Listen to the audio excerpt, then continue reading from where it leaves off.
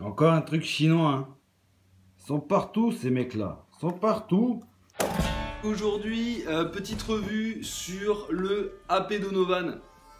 Donc AP Donovan en fait, ça va être un coupe-chou que vous allez retrouver, enfin une marque de coupe-chou que vous allez retrouver. Enfin ils font des blaireaux, ils font des cuirs, ils font un peu de tout. Mais bon moi là en l'occurrence je vais parler du rasoir, donc du coupe-chou.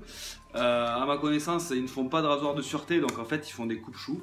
Donc du coup il fait partie des coupe-choux les moins chers sur Amazon on va dire, et sur internet en général. Bon, vu que le géant américain inonde notre internet, voilà, donc c'est celui le moins cher qu'on peut trouver. Donc en gros moi voilà, je me suis un petit peu renseigné avant et du coup il y avait marqué ouais, il est pas cher et tout, c'est un super rasoir pour les débutants, c'est nickel, machin et tout. Ok, ok. Qu'est-ce que j'ai fait moi, Digi? Moi, je suis allé sur Amazon, j'en ai acheté un, voilà. Et je me suis dit, ok, on va voir si c'est réellement pour les débutants ou si c'est un peu de la propagande, voilà. Donc pourtant, hein, effectivement, c'était sur des espèces de, pas des blogs, mais des revues en fait, où ils disaient ouais c'est super pour offrir et tout, lalala. Donc bon, moi j'ai pris le moins cher, hein, le vraiment moins cher avec la chasse pourrave. C'est une chasse en plastique de merde. Voilà, on va le dire tel que c'est. Donc déjà, primo, je vais vous passer en mode caméra pour avoir une mise au point un petit peu plus nette, et on va analyser un tout petit peu ce truc.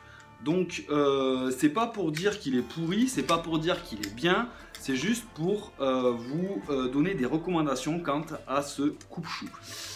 Allez, on passe en facial. Donc voilà, la boîte se présente comme ça. Donc c'est une jolie boîte à la base, hein. Elle est quand même assez bien foutue, assez bien conçue. Voilà. Après on dirait une boîte, voilà, on dirait une boîte dans laquelle on va sortir un katana, tu vois. Donc là, je sais pas si on voit bien, on va faire une petite mise au point, hop, sur le crochet. Oula, oula, Guigui. Voilà, donc c'est assez steampunk, j'aime bien. Au niveau de la boîte, c'est joli quoi. Ils ont fait un taf relativement pas trop dégueu. Donc effectivement pour offrir ça peut être pas mal, mais bon. Voilà, donc maintenant regardons d'un peu plus près ce rasoir. Donc la chasse, là vu que c'est le moins cher du moins cher, c'est une chasse en plastique toute pourrie. Voilà. Donc je vais pas m'étaler plus sur la chasse, elle est très mal injectée, c'est du plastique, on dirait du carénage de mobilette. C'est moyen quoi. Voilà. Au niveau de la lame, alors la lame, c'est une lame en, donc mince, comment ça s'appelle? C'est de l'acier blanc, c'est du type inox, on va dire un petit peu. C'est du Shirogami, je pense que ça s'appelle comme ça. Donc handmade, donc c'est fabriqué à la main en Allemagne. Donc alors je ne sais pas pourquoi ils ont pris de l'acier Shirogami, mais bon, enfin bon, c'est pas grave. Voilà, donc moi, tout ce que je voulais vous dire, c'est que pour les débutants, non. D'accord? Pourquoi non pour les débutants? Car en fait, dans l'idée, pourquoi pas, mais il faudrait que le débutant, il puisse repasser un petit coup de pierre sur le fil, parce que là, il est bon que à peler des patates ou couper du steak, quoi. Donc voilà. Après, bon, ma mise au point est toujours dégueulasse. Donc voilà, là en fait, Harness, c'est la qualité de solidité de l'acier en fait, qui voilà, est pas super top comparé à de l'acier au carbone en fait. Ça va être plus, ça va se rapprocher de l'acier inox, Et donc ça va rouiller pas facilement, mais par contre il va s'émousser super vite. On va perdre le fil ultra vite.